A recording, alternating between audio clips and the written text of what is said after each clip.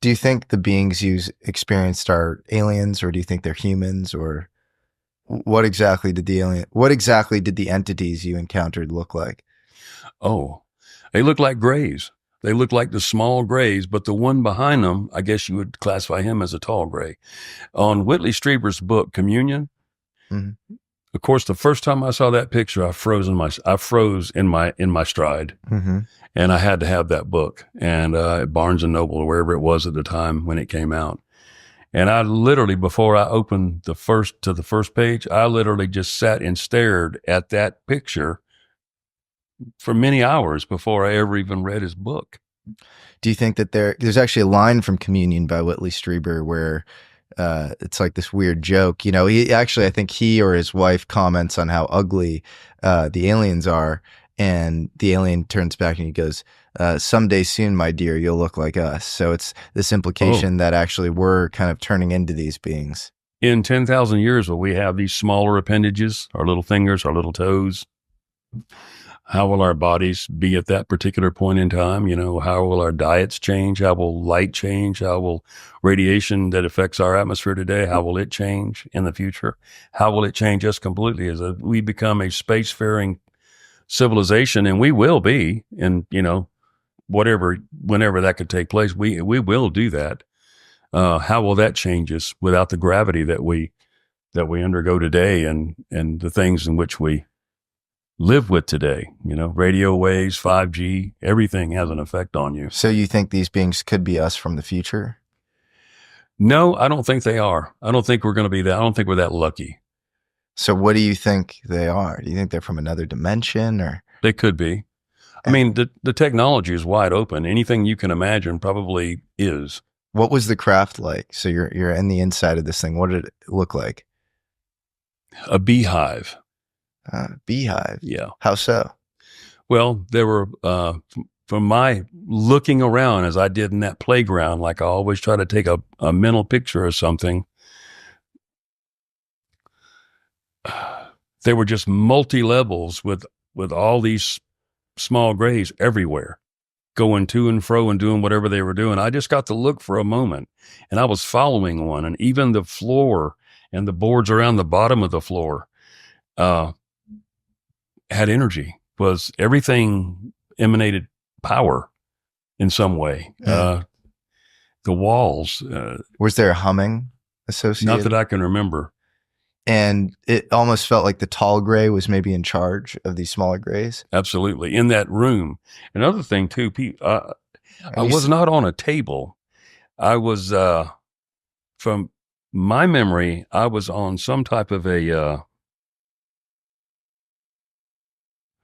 I was like wrapped in a triangular kind of beam or something that was body length, about 4 foot in the air, and as like a strange light would, not a strange light.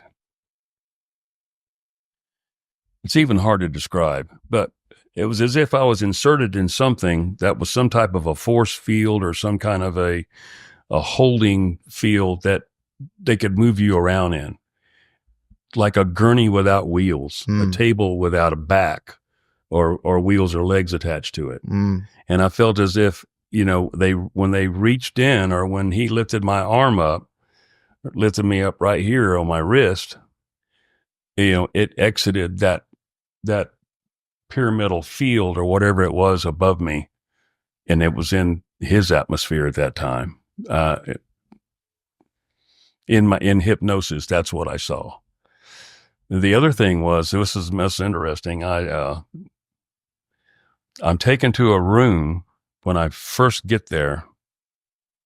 I'm taken into this room, if you can call it a room. Everything's generated. Everything's power. There's power on every wall, every nook and cranny. There were no buttons or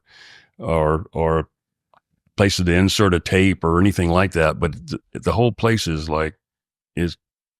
powered. And there were all these old things, like a sewing machine table with a Singer sewing machine on it. Those old 50 style lamps that went from the floor to the ceiling and had bulbs sticking off of them like that. TV in a It was cabinet. like an antique shop Yeah, for future yeah, games like or a something. museum, and this is a old wooden box radio, and I found that to be so cool because I ended up buying a US RKO radio in a mahogany cabinet that worked with tubes from a rancher there in South Dakota that I wish I'd have never had wooden knobs and everything on it and worked beautifully. And from when I saw that, I had to have one of these damn radios. I don't know why.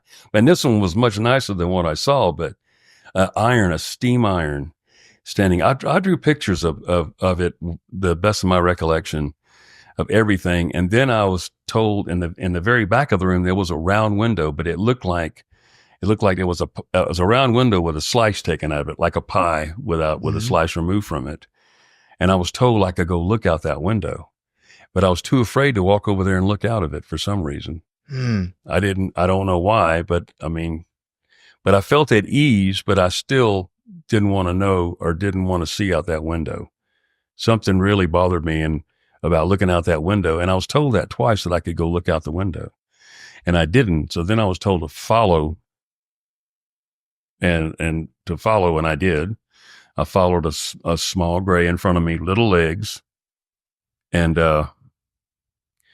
like a little gray type, like spandex suit or something on, I guess. I mean, these things are so foreign to you. This whole visual concept is so foreign to you. It's very hard to find words for a lot of it, even after 44 years, and Mhm. it's just difficult. And I followed him, turned left in this small little opening area and went into this room where it was just fogged. And then that's where my memories end. But that's where the thing was done to my wrist. Mm. And then I don't know, from that point on, that seemed to be right around the end of it. Did it feel like a dreamlike state, or did it feel physical in this hypnotic regression? Did it Oh no, it felt physical. felt real? The first time I was hypnotized, which was Bob Upton,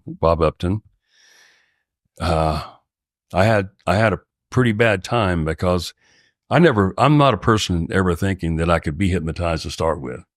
I'm pretty strong willed and I feel as if I'm common sensed also. And I just thought, oh, hypnosis is for someone else. It's just not for me. But, Robert wanted me to try it. So I said, okay. And a funny thing, cause, we had been through a hurricane just prior to that down in Brunswick, Georgia. And I had some roof damage and deck damage on the back of my home. And they were re-roofing my house that day. Now, what a day to be hypnotized on by this guy he came up from Jacksonville, 67 miles south of me. And, he's like the lead uh, hypnotic regression person for MUFON at the time. I don't know if he still is, but he has my admiration. I couldn't do his job. And you didn't get any sort of weird sense from him that he had ulterior motives? No. Now, Robert Hastings had given him a set of questions that he was going to ask me, and he told me that, and I was fine with that. They were re-roofing my home. So you can imagine there's like 15 people on my roof. And my home has got a really steep roof. I couldn't do it. I can't even climb up there anymore. But so they're literally peeling off plywood and replacing plywood, nailers and everything else, things being tossed around up there. I never heard a single air gun going off during that hypnosis session. That's why I knew I was hypnotized. I never heard any of that. But he took me down to a level. He had a way of doing it that evidently worked. But once I did, and I confronted what I saw,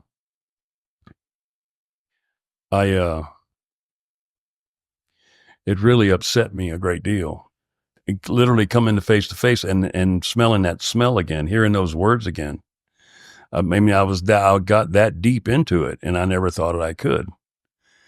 I don't know if a person's mind is changed, as we had said earlier. I don't know if that's what happens, but Was it cathartic at all, or was it just purely painful? it got painful. It really did. I mean, when when I visualized and saw what was being done in my wrist and the way in which it was being done, it just, I mean, he could have cut my whole arm off. I wouldn't have known the difference. I couldn't, there's nothing I could do to stop it.